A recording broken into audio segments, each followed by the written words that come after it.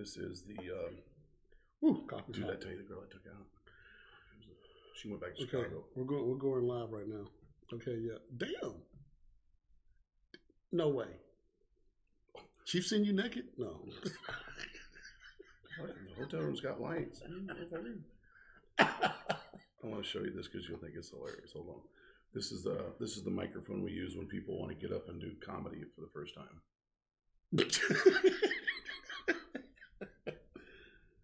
Did I ever tell you about my dad giving Pee Wee Herman his first shot back on TV after his scandal? Really? So they had the big scandal, right? And then my dad was on, the next week they were doing a tribute to Minnie Pearl because she had just passed away. And one of her close friends was Pee Wee Herman. And he wanted to.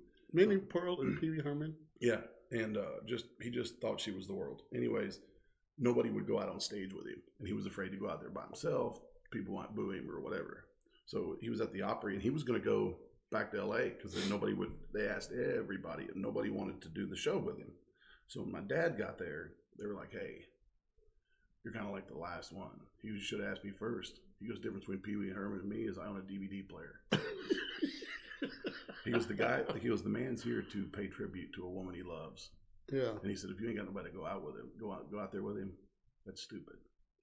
And so my dad did. This was a week after Pee Wee's scandal. My dad was the first one to get him a shot back on TV. That's awesome. Isn't that cool?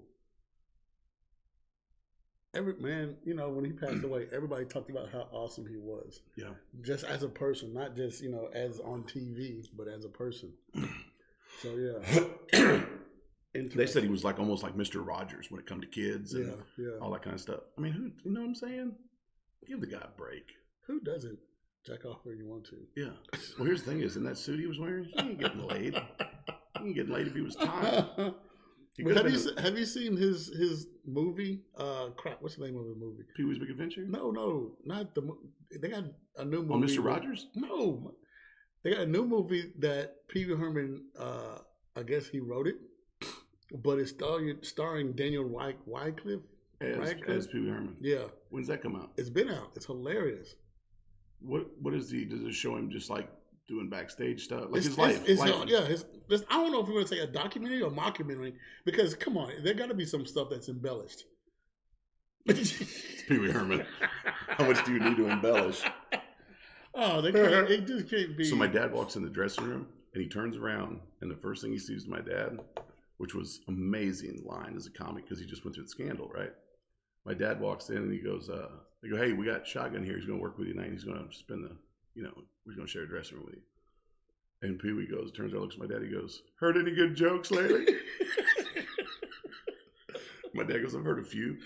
And I'm standing there with my dad. Of course, I'm just like, I'm starstruck, right?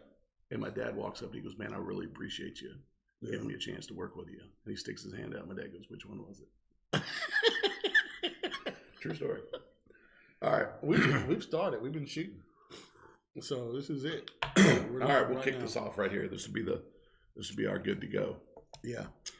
Hold on. Let me turn this off. Ford Motor Credit quit calling me.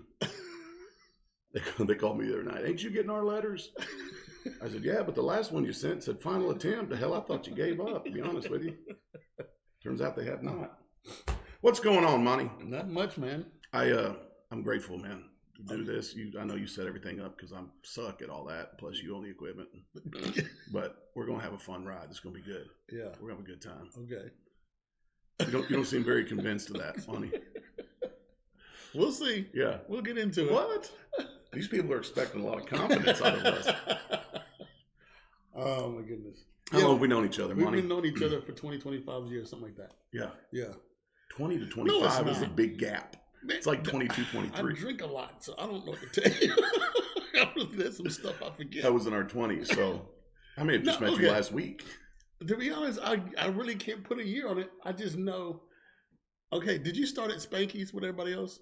Yeah, well, I did Rick Roberts' School of Laughs. Yeah. And I'd been doing comedy on stage with my dad and everything, but I just wanted something that I could get in there and, be on a comedy stage. I so cheated with that class. Okay. Dude, first of all, I'll tell you something. I didn't take the class, but I talked to everybody else who took the class. And let me see your books. Yeah, you would have failed. No, here's what I tell you. And Rick Roberts is, I know he's still doing comedy, But much more than the class, that guy was like so encouraging. And then I met a guy that night named Donnie Pollard. If you're watching, I apologize, Donnie, for the next 60 minutes. 60 minutes? 60 seconds. I'm not going to rag on him for an hour. Anyways, he was all excited to take me out to Spanky's. He's like, man, you got to come out. You're going to love it. And he, on the way out there, he goes, now, you know, a comic, usually, you know, you got to get stage fright. You got to get over, which I never had that. People that do, God bless them. But he says it'll be 5 years before you start to get bookings. But he didn't know your past history, though. Right. But I got on stage and did, how long did they let you do at Spanky's? 3 minutes? No, normally it's always 5 minutes. 5 minutes. Yeah. And they flash you with a light when they're ready to get down. Well, I didn't know that. Nobody told me about the light. And all the comics that went before me didn't have 5 minutes, so they didn't have to worry about the light. Anyways, he starts flashing the light. Joe Southers. Yeah. Another great guy. Mm-hmm. And so he's flashing the light. Well, I hate all these great comics that don't do comedy anymore. Yeah, Joe Southers was top dog. Man. His character he did with the cowboy hat. Oh man, there's so many. So they're flashing the light. Now, you know my ego. I'm thinking, dude, I've been up here 5 minutes. They think I didn't see anybody else get pictures taken. So I'm up there and I just keep going. And finally I hear, get off the stage when they flash the light. And without even thinking, I go, I thought you were taking pictures, right? So I got off the stage and I came over to you and X-Man, who, again, is he doing comedy? I don't know. I haven't seen another great comic. Yeah. And he's in Ohio now. And Donnie Pollard is sitting with you guys. And you and X-Man were like, how long have you been doing comedy? I said, about 5 minutes. And you said, we got some shows coming up. Do you want to do some shows with me? Yeah. Now, I thought it was because I was a good comic. I found out later that you had to have at least one white comic. And Donnie Pollard was so mad because nobody had asked him to do anything. And he told me on the way over, it's going to be 5 years before I got a job. Oh, yeah. That's what you put me to work. That was back when we did Columbia. Remember Columbia? Man, yeah. We used to take Columbia up. Yeah. Because, Columbia didn't have anything else when it comes to entertainment. Yeah. So when we come they had a batting cage and mules. Okay. Do you remember they used to have this big TV screen that was behind us? I don't know. We did some club that was out there. Yeah, and the stage was like 6 feet up from the dance floor or something. Yeah. But what was funny is the camera was on us, I guess recorders. I don't know if recorders, but it was a delay. So if you would bomb on stage, you can turn around and watch yourself bomb on TV. Dude, I remember you working that in. Do you know that was also the same night that I learned you could do magic? Oh yeah, Merrick Frost. Yeah, because is that what you went by? That was your... Not with me. I know another magician named Merrick Frost. He tried doing it on stage. Yeah, you did. I remember that night. First trick I seen you do is you made my pay disappear. And which I thought was pretty amazing because I'd never seen anybody do that. Let me ask you something. Okay, when did you get into comedy? How did you get started? Okay, first of all, I found Nashville comedy, the comedy scene, and I would just follow everybody wherever they go. And they would do different bars, different clubs. Everybody go back to Spanky's. You were just a fan. Big fan. But I've been a fan way before that. Some people say, what's your major influences? So back to Bill Cosby and Richard Pryor, George Carlin, Red Fox, I go way back. Yeah. So I've just been a big comedy fan. So I would talk to comedians after a show, and they was like, you funny. Why don't you try this? I never thought about it up until then. So then my first time, man, it was like Eminem and 8 Mile. Yeah. I was just joked. No, but which is amazing to me because on stage now you're just it's your place. Yeah. But back then it was like, man, I don't know what I'm doing up here. You give me 5 minutes to do comedy. I did it within 3. You got to have time and you got to get used to the stage. But you get past that pretty quick. Well, I did. So once I got past that, I'm like, oh, now it's a drug for me. So you got to do better and better every time you get on stage. Comics always ask me, what's the one thing that you'll tell a comic that's trying to get into comedy? And I said, don't. Just stay at home. Dude, I set the bar so low.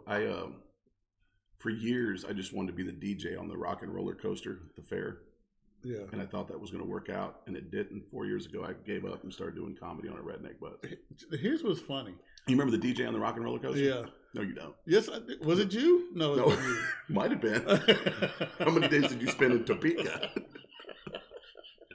I'll tell you what. Oh, no, wait. Before you move on that subject, here's what's funny, and I just died out laughing. I was in bar club, whatever, and a woman had on a Screaming Delta Demon t-shirt on. Oh, my God. And I was like, are you kidding me? Where the hell did you get that shirt from? And for those that don't know, that was the roller coaster at Opryland. Opryland, the theme park. Yeah. Which is now a mall, which is now right over there. Yeah. Let me ask you this. Do you remember Chaos? Oh, yeah. Chaos. It was all inside. Inside. And then you get in there. I can't tell you how many girls, because you ride doubles. Yeah. I can't tell you how many girls that I made out with during that roller coaster ride. Oh, yeah.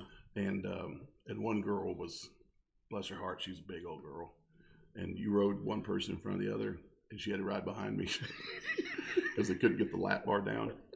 And I just got a chance to feel like what they felt like with some big old dude making kisses on the back of your neck. Okay, so that's where you started comedy. Let's back up even further. Okay. Where are you originally from? Originally from Chicago, Illinois. Born there, and I just got my birth certificate from there. No, I'm not going through legal issues. I just needed. Never said you were. Lost my birth certificate, so I'm like, all right, I got to get another one. So, yeah, Chicago, Cook County, Cook Hospital. Let me tell you my recent birth certificate story. So last year I was going to go to the Bahamas, and you needed a birth certificate and a vaccination card, which I didn't want to get vaccinated, but I was forced to go down and buy a vaccination card. So now I've got, listen, you got $5, I'll throw a booster on there one. Dude. Yeah, I'll get you one. Okay, so many people have contacted me, hey, make me a fake card. So I made some. Man, I've got like all my boosters. Yeah. I've gotten, true story, I'll show it to you. But here's what happened. So I had to get my birth certificate. So I went down here. They won't give you one. You got to get the state. Did you get yours here, or did you have to get it from Chicago? No, I got it here. Wish I knew that guy. Because here's what happened. I called the Crow Wing County up in Minnesota, where I'm from. I said, I need a birth certificate. And they said, well, we can. And I'm talking about the night before I'm going to Bahamas. Because I had a copy of mine. They were like, no, you got original. I said, okay. He goes, I can either give you one here immediately, or I can mail one to you. I said, man, I got to have it on Thursday. This is Tuesday at the time. Yeah. And I said, how about I have a friend come down and just get it? So I had my friend go down there, and she's standing at the counter. And I said, just give it to her. You know, I don't want speakerphone. He said, well, I got to hand it to the actual person. I said, how you going to mail it? I said, don't you have to hand it to a delivery guy, the mail people? Or are you going to walk it through? How are you going to do it? And he wouldn't let me do that. Really? And I had to get on an airplane that night. Flew from Nashville to Baltimore to Minneapolis. I got a room. The next morning I got up, went down there. He hands me the copy. And he goes, for an extra 50 cents, I can make other copies. I said, I'll take 5. And so I got my 5 birth certificates, and he goes, is there anything else I can do? I died. Like immediately, if not sooner. I didn't know you could get it here. Yeah. How long did it take you to get it? Well, it took like 4 weeks. Maybe it took 6 weeks. So they got to call there and do all that. Well, no, here's my thing. I mailed it. They had the proof of address. Yeah. All this, proof of address. You know, what did you just put here, there, everywhere? Your driver's license and all this other stuff. So I had to mail so much stuff out there. Yeah. Once they got it, and $15 money order, and it took about 6 weeks. Yeah. Well, I'm originally from Brainerd, Minnesota, and I've never been to Chicago. What? Don't want to get shot. Really? No, I know there's some good parts of Chicago. I actually have a guy that he cuts my hair. His name's Royce. Yeah. And he goes by Rolls Royce, and he travels around with Titans and different people. Who's the rapper Little Baby? Is there a rapper Little Baby? He cuts his hair. How old are you again? And that says. Am I the only one that doesn't know it? Yeah. Well, let's get into age.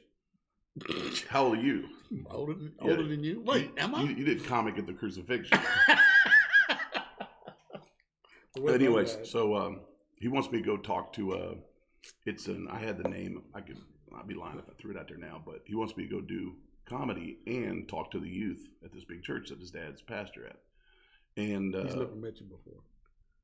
No, they never have. He has, and he likes me, which is odd. And but he wants me to go there, and that's the reason he wants me to go.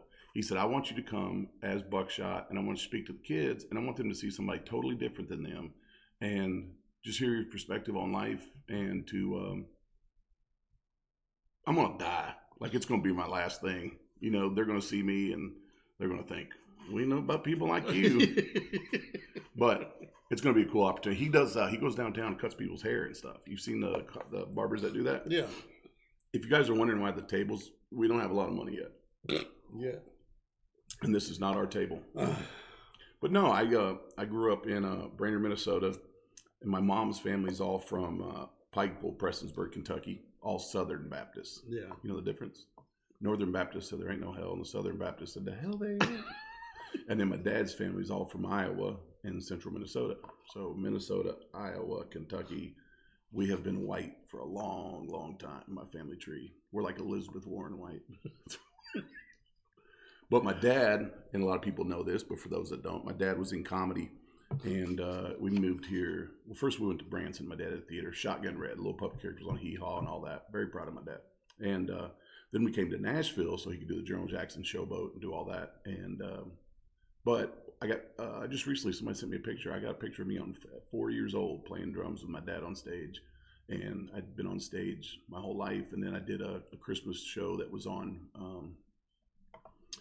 TNN, the Nashville Network, and I was on there every year. And then that's why I apologize to Donnie Pollard if he's listening, because I didn't have stage fright because Spanky's wasn't the first time on stage. And but when we got here, when I was 18. The first thing I did was I was a professional wrestler. And I did that for about 12 years and multiple concussions and the fact that I wasn't good at it. I thought, physical damage, I'll get into emotional damage. So I got into comedy. But I love it, man. You love Nashville? I like it. Okay, originally my family from southern Mississippi, like Taylorsville. Nobody's ever heard of it. It's about an hour and a half away from the Gulf. So in the 70s when my parents wanted better jobs, they all moved north. Yeah. So we're talking Chicago and Michigan.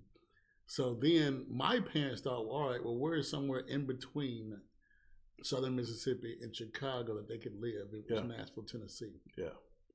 Well, if they're back in the 70s, they were still dealing with a lot of the civil rights stuff and stuff down there, weren't they? I was born in Chicago, but most of my life has been in Nashville. Yeah.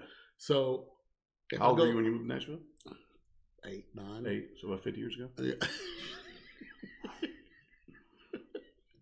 So yeah, so if I go back to Mississippi, man, too country for me, too rural.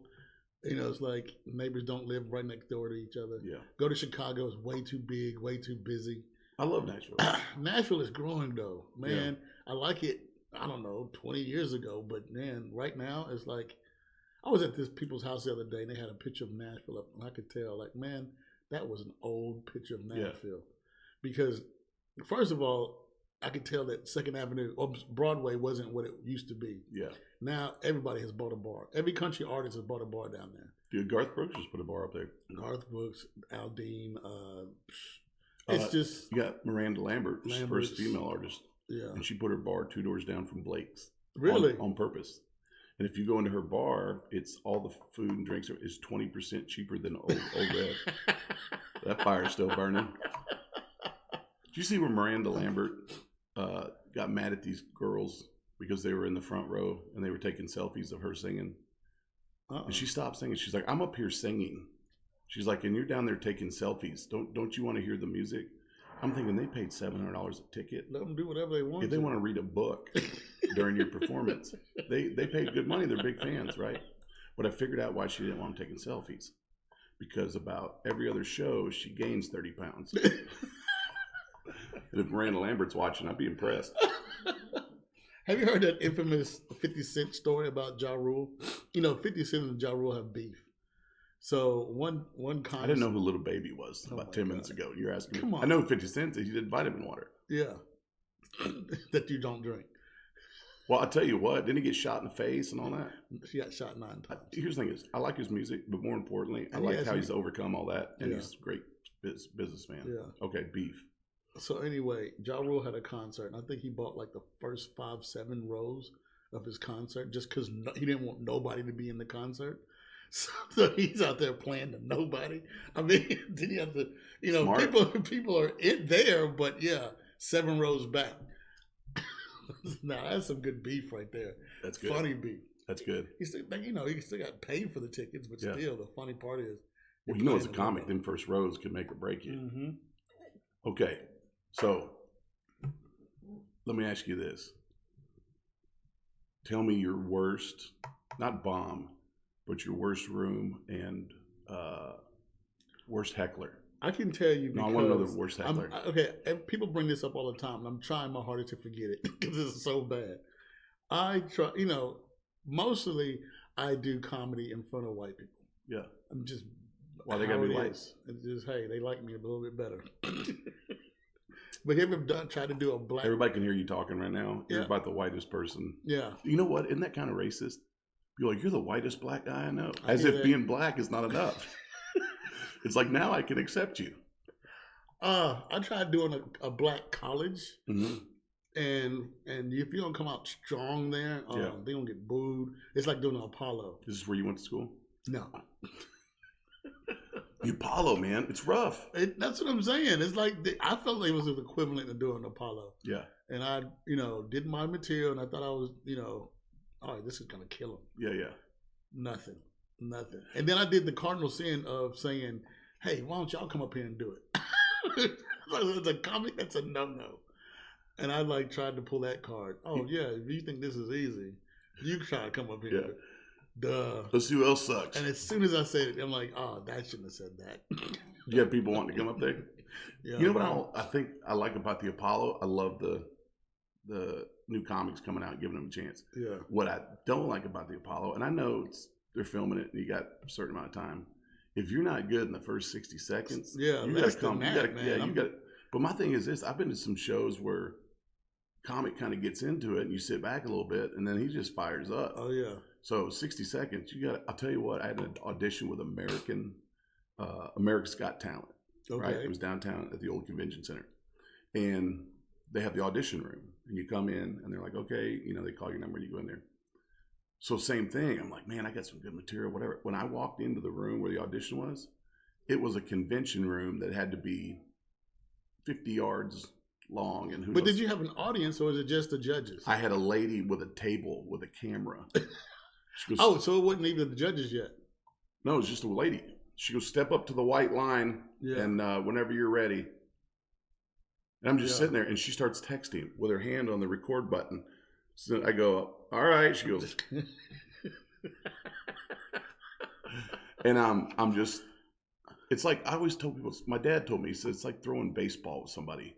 You throw the joke out there, they laugh, you don't walk on the laugh, and the ball comes back. And if they're not with you, or you throw it and they don't laugh, you got to figure out how to get them going, or you can't play catch with them. Yeah. And this lady didn't even have a glove on. This woman was just, oh my God. See, that's not a fear but a concern of mine when it comes to being on TV, because a lot of times it's like that. Yeah. You only perform in front of 1 or 2 people. Yeah. You ever seen people do auditions for Lauren Michael on Saturday Night Live? Mm-hmm. So it's normally just them, and Lauren is just sitting there in the background. Who's heard everything. And he's a camera guy. Yeah. And you're doing it to no audience. So I'm like, I don't see how you do that. I mean, I've seen people do it, but as a comedian, you're used to hearing a feedback from the audience. Yeah. Once you hear a feedback, okay, now I can feed on their energy and give it back to them. How do you audition for a guy who's heard Sandler and Farley and all them people? Like, what are you going to bring? You know what I mean? Bring it, though. Dude, I'm thinking I'd just go up there and maybe just poop. You know what I'm saying? Just turn around and just poop. Because that's like punting on first down. Ain't nobody going to expect that. Well, no. Did I ever tell you about the time I pooped my pants in a McDonald's? Why? Why did I didn't tell you? Or why did that happen? I thought we were close, man. Come on. Well, we're going to share this. So I'm in 8th Avenue, McDonald's, which here in Nashville's like, it's 8th Avenue. I don't know how to explain where it's at if you've not been in Nashville. But there's a place in there called the Melrose and the Cinema and all that. You know what I'm talking about? There's a car wash. Next to the car wash is a McDonald's. Yeah. So I'm in there and I'm wearing shorts with no underwear because ladies, anyways, and I'm in flip flops and a t-shirt, and I'm standing in the little zigzag line, and I don't know if it's because I had Brussels sprouts the night before or lamb. Lamb will do it to me. Kentucky Fried Chicken. You had lamb, Kentucky Fried Chicken. No, and I'm saying lamb sprouts? and okay, or not and. Sit down with lamb and Kentucky Fried Chicken, Brussels sprouts, or did I say asparagus? Anyway, here's the thing: so I'm standing there. And I probably shouldn't tell this story right now because we plan on doing a lot of these, and this might be the funniest thing we say, and everything else will suck. I want you to tell a story, but keep going. Okay. So I'm standing there, and there's a couple people standing next to me, and I'm just going to let out what I think is just going to be a little whistler, No. And which I should have went to the bathroom, but I was hungry, and when I pooped and it went down my leg and into my flip flops, right? So the guy standing next to me, he goes. And he's looking at me and looking up and down like, because everybody pranks and stuff now. And he's thinking, it gotta be. Is that really shit in your shoe? And the little girl that was working behind the counter, I remember thinking, she's going to quit in an hour. This girl hates her life, right? She doesn't look nothing like the commercial. And she's got her little microphone, right? Welcome to McDonald's. What can I get you? And I hate people in front of me that look up at the menu. Let me see. Oh, it's the same menu for the last 150 years, right? Yeah. And anyways, she sees what I've done. It's all over my feet. And she gets the microphone. She goes, "Get Jeremy." Okay. So thinking back later, but it was like, who is Jeremy that if that happens, she didn't say, "Get somebody. Is there anybody that can help?" Get Jeremy, right? So I waddle to the bathroom, okay, which I'm sure there was stuff on the way there. So I get in there and I'm cleaning off and I'm trying to do everything I can do, wash my flip-flops because that's the worst. And I'm waddling back out, right, to my car. And now there's new people in the lobby. Jeremy's out there, but they're telling the story to the new people that are in the lobby. They're like, and then they go, "That's him. That's him right there," right? So I get out to my car, and I'm thinking I'm home free, right?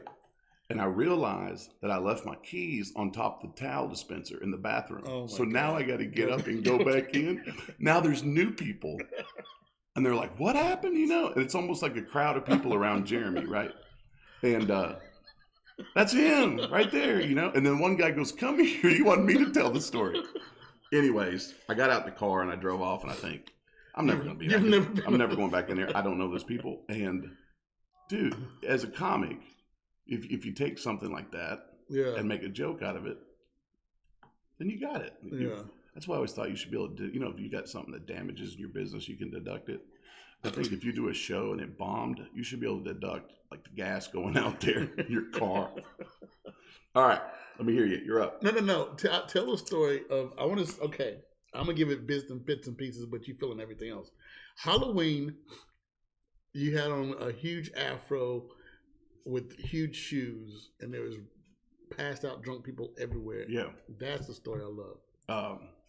Is that the night I did blackface? No, I don't think so. I don't know. Wait, what? You said afro. Okay. But this is bad. Okay. Great story. I know when this is when Tropic Thunder, what was that Will Ferrell movie that had? Yeah, I was Super Hoops was the name of my character. But he wasn't Super Hoops the name of the movie. But the name of the movie was Will Ferrell when he came out with that movie. People right now watching are just going crazy. Yeah. Google it. Okay, so anyway. Tell the story. So first of all, there was this little Puerto Rican lived down the street. There you go. Keep going. And she was my daughter, and her sister went to cheer together, and the parents were out of town, so they texted me. And they were like, "Hey, after cheer, can you just drop the daughter off? I'm not going to use your name because after I tell the rest of the story." Anyways, and I said, "Yeah." So I pull up, and the sister comes out. And she was like, "Hey," she was like, "Thank you for dropping her off." And I said, "Yeah." And they said, "We're going to, got gymnastics tomorrow." I said, "Here's my number." She gave me her number. So about 1:00 in the morning, I get this phone call. I'm like, "Hello?" And she's like, "How come you didn't call me?" And I'm like, "Who is this?" And she goes, "I gave you my number." I'm like, "Yeah, for me to call you and say I was coming to pick up your," anyways. So she was like, "Can I come over?" And I'm like, "This is the biggest red flag." Anyway, she came over, and we just talked. And then about 3 nights later, I'm in bed, and I wake up, and she is in my bedroom standing over me.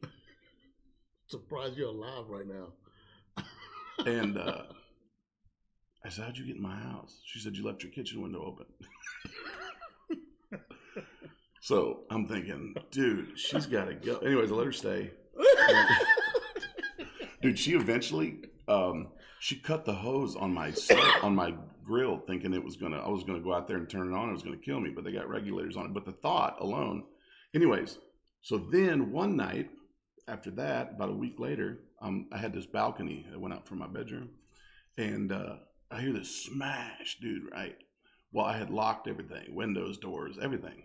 Well, she had stacked my furniture, my lawn furniture up, and was trying to climb up it, like those guys at the circus, those little, and they put the little chairs together. And she got almost all the way up there, and because I had cheap patio furniture, one of the legs bent, and she went down. Wow, right? So I get out there, and she's laying in the middle of my lawn furniture. So she stayed the night. And, I told my buddy, I said, dude, he goes, red flag. He goes, you had the color guard out on your porch, right? So anyways, we started, talking and dating. And then I found out the reason she came down at 1:00 in the morning is because that's when her fiance went to work. And after I found that out, I still kept letting her come over. But so anyways, fast forward, I'm super hoops. It's Halloween. Yeah. And her family invited me down because they were doing this big Halloween party. Well, I had a date that was like a French maid or whatever. And I intentionally brought her down there. The French maid, if you're watching, I'm sorry. But I took her down there. Well, this little girl was down there with her fiance, and she freaked out. We're in the garage. Why did you bring another woman? I go, you brought a fiance. Like, I brought an office coworker, And so anyways, all of her friends were there, and they were all dressed like different insects. Insects. That's another joke. But they all had like ladybug and, caterpillar, butterfly, all this with the wings, everything. Yeah. So I go back and I go to bed, and the lady that I was with goes upstairs, goes to sleep. And here's the thing, if she's listening, I really appreciate your sobriety and everything. And she got better. But she's upstairs passed out. I wake up, and again, there's the Puerto Rican. Okay, she's dressed like an American sailor, which is kind of weird. And I said, what are you doing? And she was like, I'm staying with you tonight. And I'm like, I don't think so. So I get up to walk her out the door, and in my kitchen floor is all these bugs, right?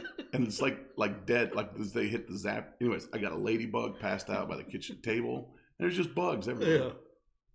So a friend of mine comes in, Chase Stevens, who's a great professional. We'll have him on here one day. I just talked about him. Okay, keep going. And he goes, man, there's a bug stuck in your neighbor's yard.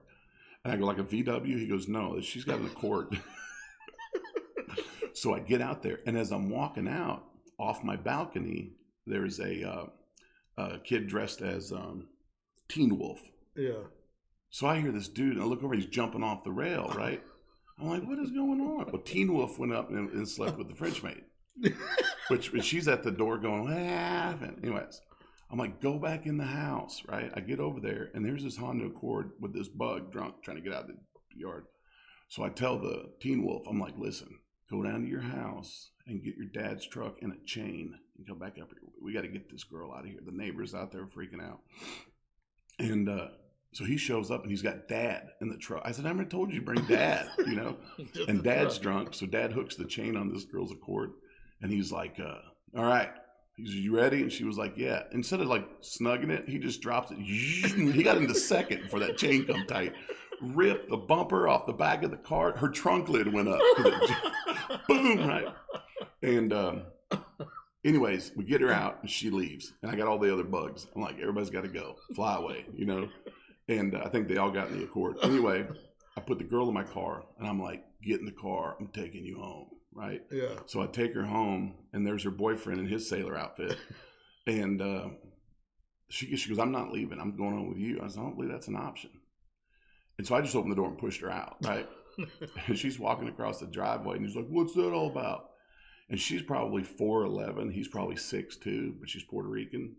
and she just smoked dude right in the face. Pow! And just knocked him out. And she turns around and goes, "Love you, Steve." So and this is, I'll wrap the story with this.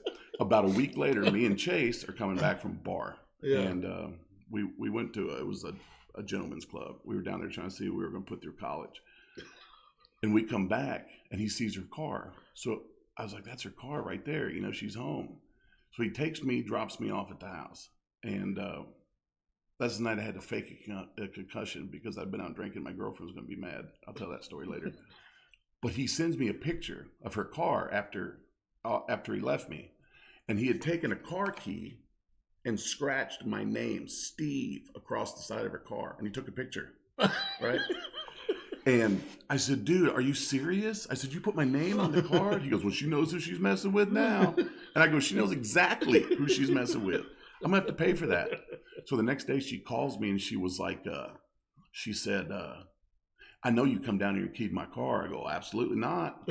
And she goes, "Yeah." She goes, "Who else would put Red Devil on the side of my car?" I go, "Huh?" Can she not read? And she sends me a picture and it just says Steve, you know? And so I went down there because fiance wasn't there. And I said, I don't, what are you talking about, Red Devil? And she goes, "Can't you see it?" And she points what I go, "Well, yeah, I can see it, you know, Red Devil." But it wasn't me, you know? And so like the next week she's showing everybody, they're like, "That says Steve." But one of those nights Chase brought me back and I'd been drinking. And I was like, "Man, when I get there, you know, my girlfriend's going to freak out. I've been drinking." He goes, "You're going to fake a concussion. You're going to go right upstairs, go to sleep." So I come in and she's like, "Where you been?" You know? And I said, "You know what? I'm not answering to a Puerto Rican." Anyway, I said, I just walked upstairs and Chase is like, "Hey, listen, he was in the ring and there was a board that hopped up on the floor and he took a bag drop and it smacked the back of his head. And he's definitely got a concussion. He's going to go to the doctor in the morning." And she was like, "Oh my God, I'm sorry to hear that," you know? So I'm thinking, I'm up there. Well, I'm about an hour into a sleep, which means you're in that hangover too hot mode. Yeah. Took my clothes off with my feet. And she goes, hey, are you okay?" And I go, "Yeah, I'm fine." What do you mean?" "Well, I was just checking on you." I said, "Yeah, I'm good." So I go to sleep about another hour and a half. Hey. She goes, how you feeling?" I go, "I'm fine." Like, you know? And about the third time I go, "Why do you keep doing that?" And she goes, "Well, Chase told me that I needed to wake you up every hour and check on you." And I go, "Okay, I'm drunk. I didn't get a concussion and I need to go to bed," you know? But you've never had a story like that? You ain't got no stories like that? I got one meth head story. Okay, let me hear it. That's all I have. Yeah. Oh my God. But I can't top that one though. Yeah, but how many meth head stories do you need? If you got one. I just got one and that was it. You know, that's the West Virginia mating call. What, meth heads? Yeah. You go out in the woods with a box or a medicine bottle full of oxycodone. Yeah. And you go, and about 30 seconds later, women with mattresses strapped to their backs come running out of the woods. Okay, let me hear your meth head story. Oh my God. Okay. So I got invited to a wedding, and the wedding's about an hour away from Nashville.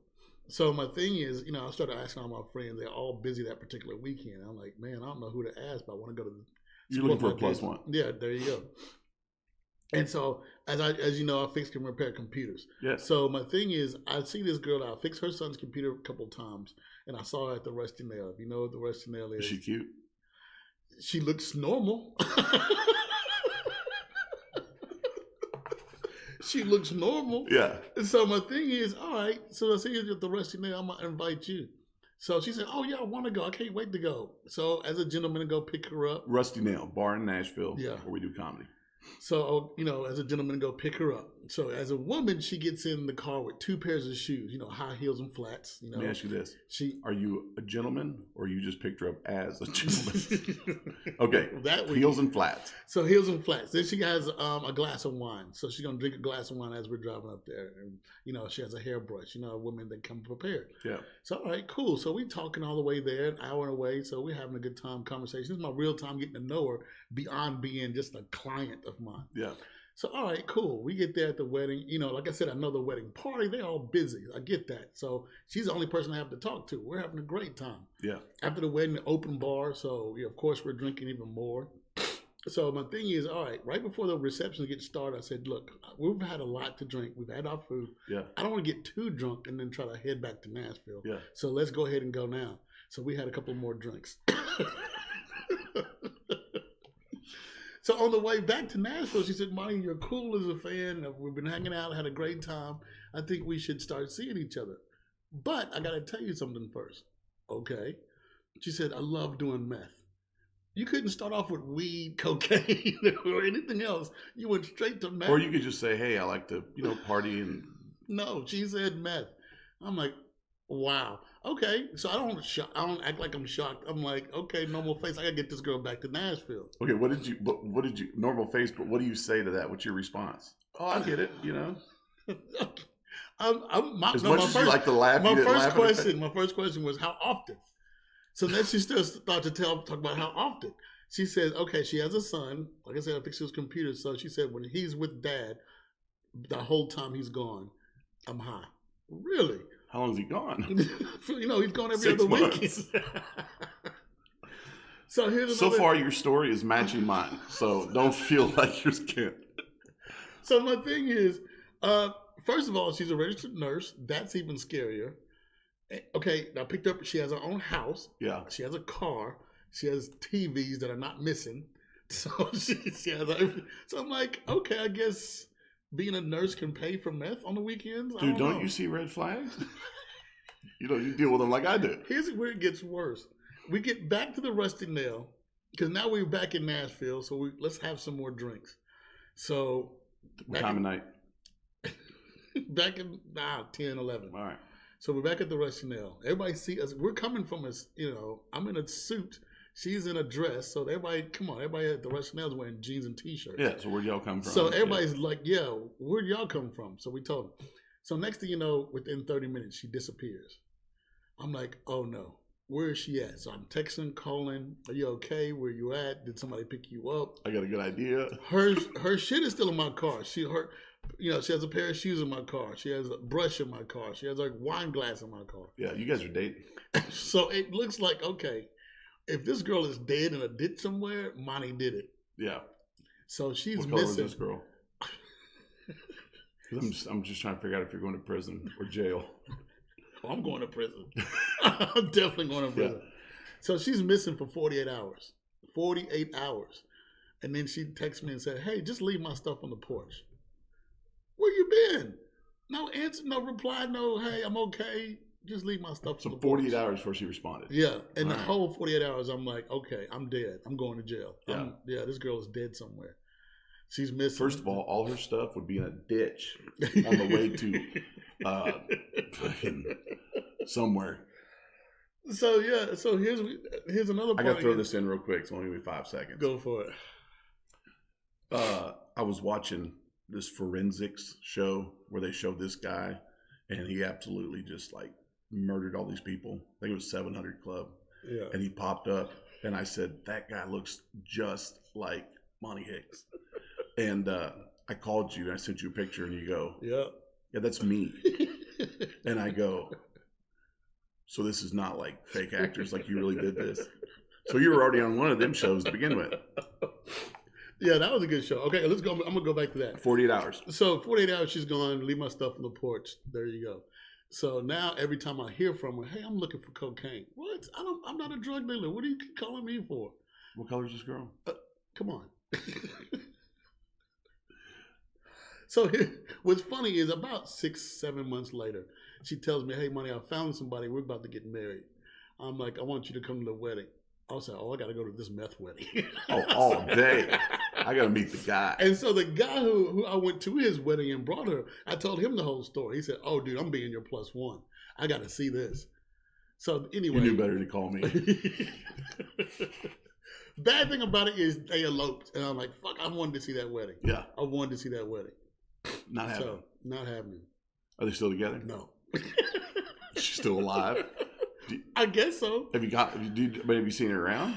Okay, every once in a while she'll pop up. Like every 6 months she'll pop up at Rebar, Rusty Nail. Does she look packed out? Man, I'm gonna show you a picture later. Okay. She looks great. So like no missing teeth. Here's the thing is when you said how often, in your head, did you have a number where if she only like maybe once a year? Yeah, once a year you'll party. You Yeah. know, New Year's, let's go crazy. Yeah. I'm like, all right. How much meth have you smoked, Monty? Once a year. Yeah. No. Just when your kids are out of town or something. Oh, but okay. So for that reenactment, what was funny is they called a bunch of comedians, a couple of comedians. Let's go reenact this thing. They all called us. All right. We're on the set. It was hilarious. I was supposed to be, okay, somehow a preacher or missionary goes out of town and brings me back. And now I come and murder his whole family. Yeah. Starting off with him. So my thing is. What color was he? A white guy. Yeah. Okay, so as you know, reenactments, they don't have any speaking lines. It's all body act. So it's all in the performance. Yeah, because the narrator's telling the story. So, I was hiding in the closet when he got home. No, broke into the house, front door, go hide in the closet. He comes home, and as he's trying to go up the steps, I jump on him coming down, going down the steps. And we end up in the kitchen, wrestling on the floor. I didn't see all that part. I just seen you standing there. They must have cut it because it was. It might have been a preview or something. Could have been, yeah. But you wrestled on the floor with him? Yeah, it was hilarious because they threw fake blood on us, and we're trying not to laugh at two grown men wrestling around in the kitchen on the floor with fake knives. So that was funny. That was my. Did you ever see that part? I never saw it. Never saw the whole thing. Nope. Well, it's on the 700 Club. I don't watch 700 Club. Here's what I've always wondered: if you're a producer or a director, and you need somebody that's Black or Asian or whatever, and you needed them to do some really borderline racist Asian stuff, how do you sit down and talk to them? You just have to Here's say what you say: is you like, listen, I really want you be in this show. But we're gonna have you like help build the railroad. You know what I mean? How do you have that conversation? Or have you seen some like memes where they got little kids that are cussing? Yeah. Or doing like horrible stuff, to be funny. Yeah. But how do you sit down with mom and dad and be like, hey, listen, we're gonna use your kid to cuss a lot. Yeah. That's cool. Have you ever had a crowd that didn't like that you were Black? Because I had a crowd that didn't like that one of my friends was gay. And I had to get him out of a fight by being naked. Yep. By being naked? 100%. It was at that club. We were talking about Columbia with the 6-foot stage. And Peter. Was I there? Was it Peter? Yeah. So Peter Depp gets off, and he's a fabulous comic. Great friend of mine. Great dad. Yeah. But he's gay with no question. Yeah. That he's gay. And so I'm in the bathroom, and he comes in there, and he's about to cry. He was like, there was this biker group out there. And when I was on stage, they were like heckling him. But then they said something about, we'll drag you out back. And, basically they were threatening to beat him up, kill him. So he comes in the bathroom and he goes, just stay in here for a second. I go, that's how rumors start, homie.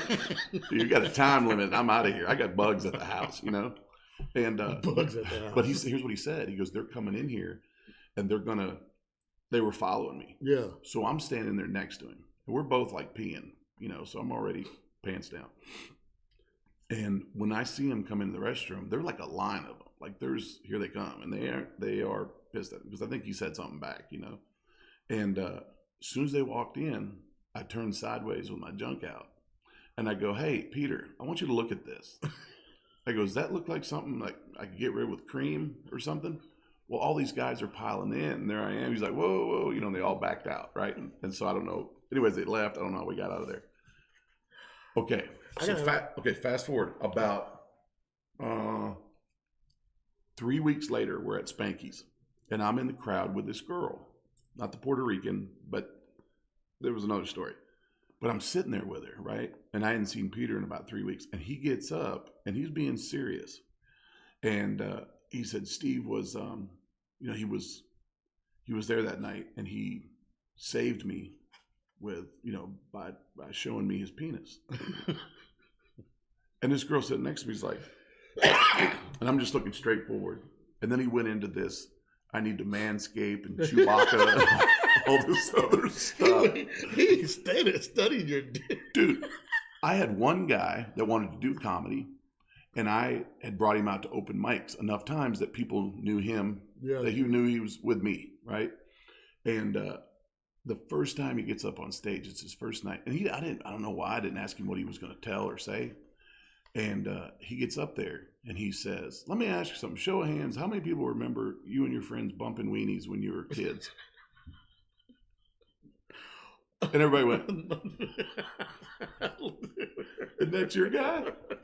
I had Chase one time. I got up and the crowd was just crazy. I was like, oh my God, I'm having a great set. Well, what happened was I went to the bathroom and Chase had went around and threatened everybody that if they didn't laugh, he was coming over to he was going to watch from the back and it wasn't going to be good for him if they didn't laugh.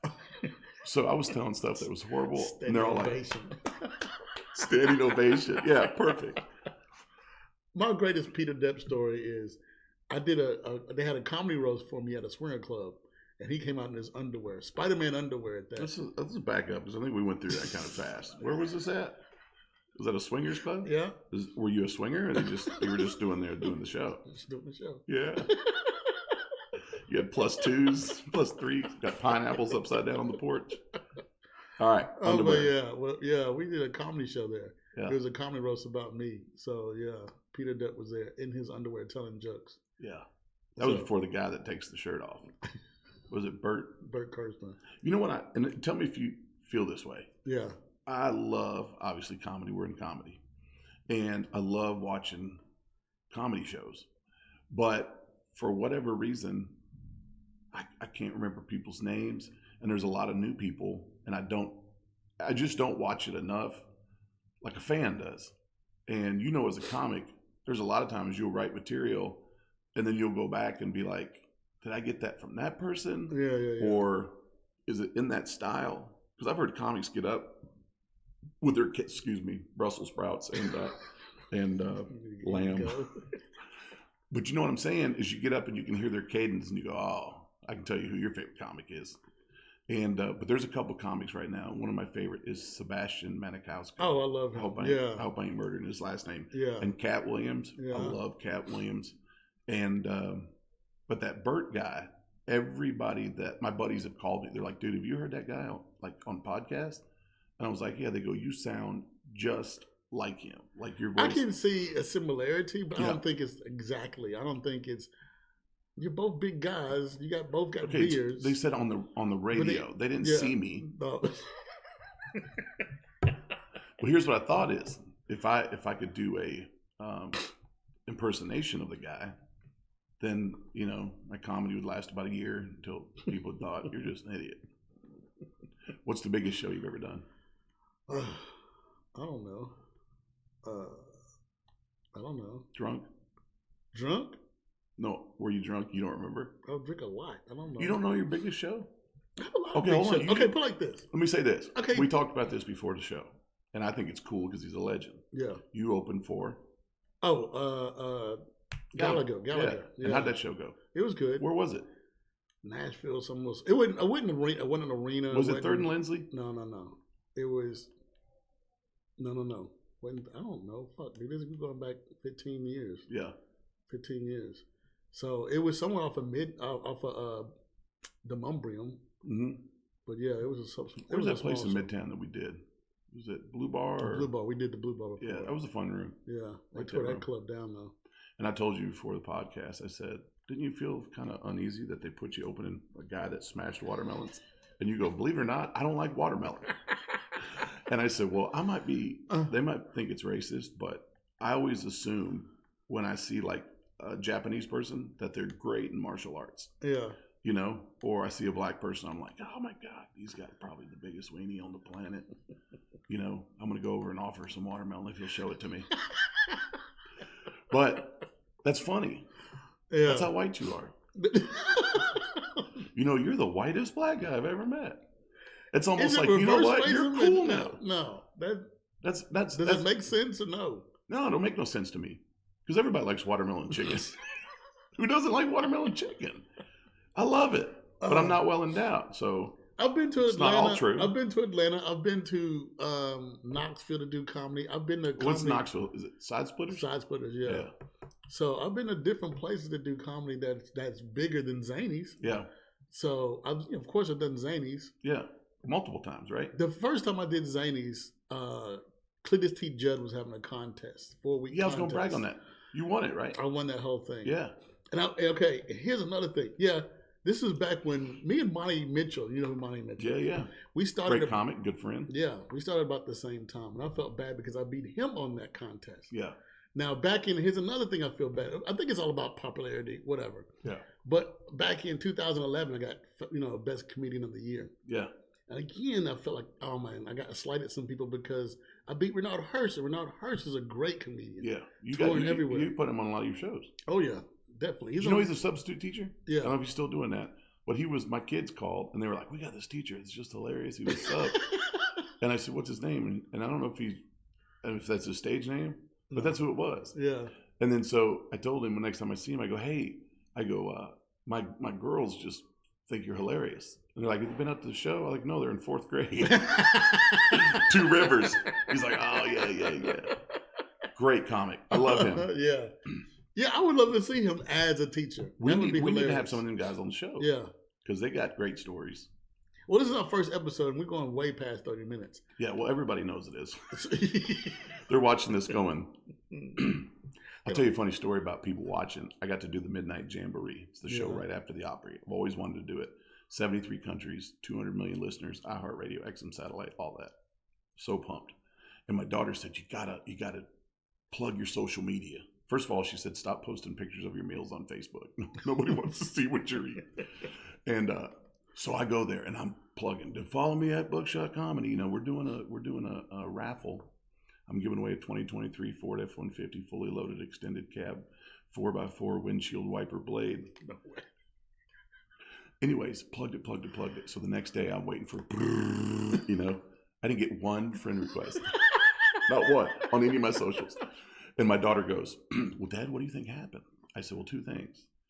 Either I suck or nobody listens to the Midnight Jamboree. But it was good to do it, and it was fun to do it. But, yeah. You know what? I know this is our first episode, but did this not just feel natural and fun? Of course. Yeah. So, yeah. We got to get some special guests. And I'm going to have, me and you're going to co-host this thing, always. And the only reason I'm saying that, Monty, is because you're the whitest black guy I've ever met. And I used to have a joke about that. How can I be the whitest black guy when I'm late on rent, late on child support? You're supposed to be here at 10:30. I love Kool-Aid. Yeah. Okay. I gotta be the blackest black guy. No. And I got to learn the things because black people don't say the flavors; they do the colors, right? Oh yeah. Well, it depends. It depends on what flavors though. When it's a red color, it's always just red. Red. So I don't care if it's tropical punch, strawberry, cherry. It's red. When I moved down here from Minnesota, everything up there is pop. Yeah. I say, oh, you want a pop? And then you say, yeah. And they say, what flavor? Down here, you want a Coke? Yeah. I'm like, is Pepsi okay? Yeah, whatever. Yeah, Pepsi Same sucks, thing. So yeah. We're never getting sponsorship from them. You know what they say up north real quick, and I got to tell you this, and I don't know why we're rapping. People might be into this right now. Or people left 15 minutes in, one of the two. When I moved down here, everybody up there says pop, whatever. But they say breakfast, dinner, supper. Yeah. There's no lunch. So when we would go to the lunchroom, everybody would say, well, they'd have it on the thing, what's for dinner? I said, dinner's what you eat at night. Well, no, that's supper. I said, okay, you got breakfast and then brunch. I said, it's in between breakfast and what? Lunch. I said, they don't have Brenner. You know what I mean? And so those differences when I moved down here, everything was pop, and they could just call you out in the hell of a hurry. They say Yankees are like hemorrhoids that come down. You can't wait for them to go back up. You're the worst. Monty, what should we name? Should we ask people? We want everybody to comment. Leave comments. What do you want to hear? What do you want to see? Buck Hicks. What about this? What if we say, what do you want to hear? What do you want to see? And they comment somebody else. Other people. Nice setup, but get somebody else in there. Yeah.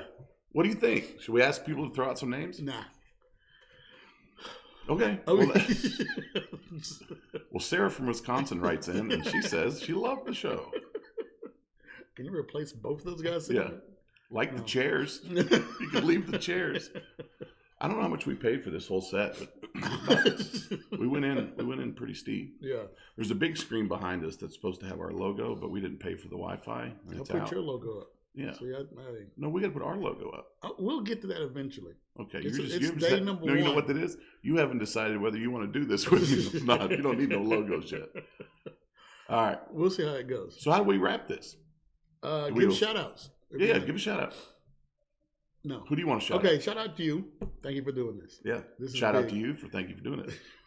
Shout out for all the equipment. Yeah. I'd like to thank Pabst Blue Ribbon. They're sponsoring me now. You know they're doing coffee flavored beer.